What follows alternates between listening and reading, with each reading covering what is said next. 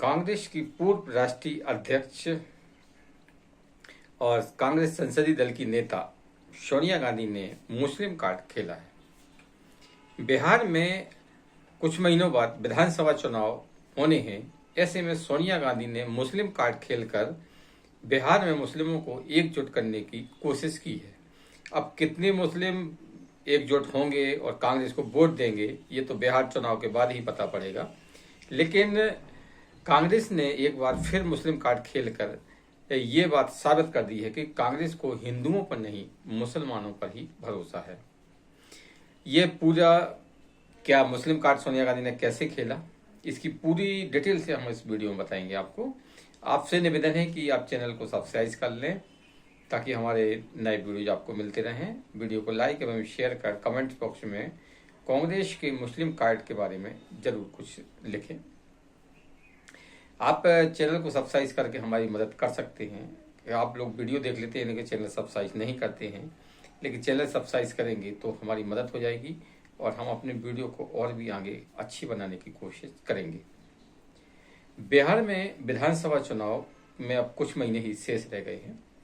ऐसे में कांग्रेस की पूर्व अध्यक्ष और संसदीय दल की नेता सोनिया गांधी ने एक पेपर में लेख लिखा है। इस लेख का लबोलबाब ये है कि इस लेख का पूरा सार ये है कि कांग्रेस ने मुस्लिम कार्ड खेला है, यानी कि सोनिया गांधी ने सीधे सीधे जो इजराइल और ईरान के बीच में युद्ध चल रहा है उसके लिए इजराइल को कटघरे में खड़ा कर दिया है और ईरान को क्लीन चिट दे दी है। उनका कहना है कि ईरान को परमाणु एक स्वतंत्र देश है और उसकी अस्मिता पर किसी को हमला नहीं करना चाहिए, उसकी एकता अखंडता बनाए रखना चाहिए है। और उनका कहना है कि इजराइल एक ऐसा देश है कि जो अपने पड़ोसियों पर हमला करता रहता है, लड़ता रहता है, आज इस पर किया कल उस पर किया, है ना। उनको सोनिया गांधी को ये नहीं दिखाई देता है कि किस तरह से हमास ये युद्ध कहाँ से शुरू हुआ था। हमास के जो आतंकवादी थे उन्होंने इजराइल में आतंकवादी हमले किए, उसके बाद में इजरायली को बंधक बना लिया, उसके बाद में ये युद्ध शुरू हुआ है।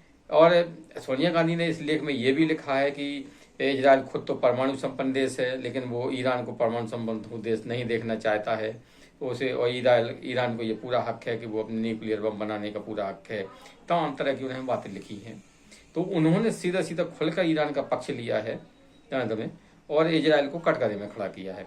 भारत सरकार के पर भी उन्होंने निशाना साधते हुए कहा है कि ईरान और भारत के संबंध बहुत अच्छे रहे हैं लेकिन भारत सरकार खामोश है और कुछ भी नहीं बोल रही है। तो उन्होंने साथ में यहाँ तक लिखा है कि भारत और इजराइल के संबंध बहुत अच्छे हैं तो भारत को इजराइल पर दबाव बनाना चाहिए ताकि ईरान पर हमले बंद हो जाएं।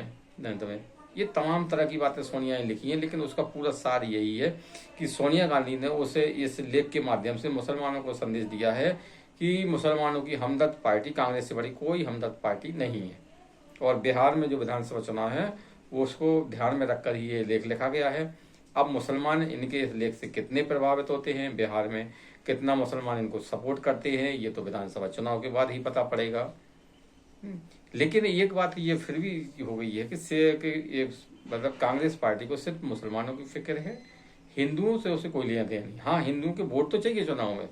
जब चुनाव आएंगे तो राहुल गांधी जी और ये प्रियंका गांधी जी जाएंगी तो मंदिर मंदिर घूमेंगी, अपने आप को हिंदू होने का दावा करेंगी, हो सकता है कोर्ट पर जनेऊ भी पहन लें, ये सब चीजें उस समय नाटक होंगे। लेकिन इनको ये बात ये समझ लेना चाहिए कि भारत की पब्लिक इतनी मूर्ख नहीं है कि वो आप उसको कुछ भी समझाएंगे और वो आप जैसा आप कहेंगे वैसा मान लेगी। उनको सच और गलत सब दिखाई देता है, कौन सच बोल रहा है, कौन गलत है, कौन हिंदू कहते ऐसी है, कौन मुसलमानों कहते ऐसी है, कौन क्या कर रहा है, ये सब आज की जनता जानती है। क्योंकि ये आजकल सोशल मीडिया का जमाना है, सोशल मीडिया पे हर चीज़ है। हर कोई व्यक्ति किसी न किसी सोशल मीडिया प्लेटफॉर्म पर जुड़ा है, कोई फेसबुक पर जुड़ा है, कोई इंस्टाग्राम पर जुड़ा है, कोई एक्स पर जुड़ा है या कोई अन्य प्लेटफॉर्म पर जुड़ा है।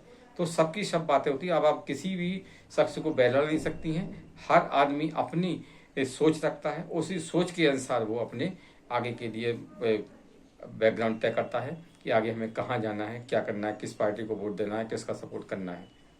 यही कारण है कि पिछले 11 साल से कांग्रेस सत्ता से बाहर है और अब भी कांग्रेस की कोई भी सत्ता में आने के आसार नहीं बनते हैं। कांग्रेस चाहे मुस्लिम कार्ड खेले या कोई दलित कार्ड खेले या कोई और खेले, लेकिन आज की जागरूक जनता सब कुछ जानती है कि कौन कितने पानी में है।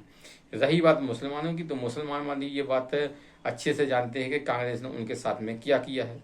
यही कारण है कि अब मुस्लिम भी कांग्रेस को वोट नहीं देता है, और जो क्षेत्रीय पार्टियां जहां मजबूत होती हैं वहां पर मुसलमान उनके साथ खड़ा होता है। यूपी में जैसे सापा के साथ खड़ा होता है, तो बिहार में आरजेडी के साथ खड़ा होता है, पश्चिम बंगाल में ममता बनर्जी के साथ खड़ा होता है, और अन्य राज्यों में जो भी क्षेत्रीय दल मजबूत के पास होता है। अगर जहाँ क्षेत्रीय दल नहीं होते हैं वहां पर मुस्लिम कांग्रेस को जरूर सपोर्ट करता है, लेकिन उनका सपोर्ट इतना नहीं होता है कि कांग्रेस को वो सत्ता में पहुंचा सकें। इसलिए सोनिया गांधी का मुस्लिम कार्ड कितना प्रभावी होगा, ये तो आने वाले समय में बिहार चुनाव में, विधानसभा चुनाव में ये इसका परीक्षण हो जाएगा।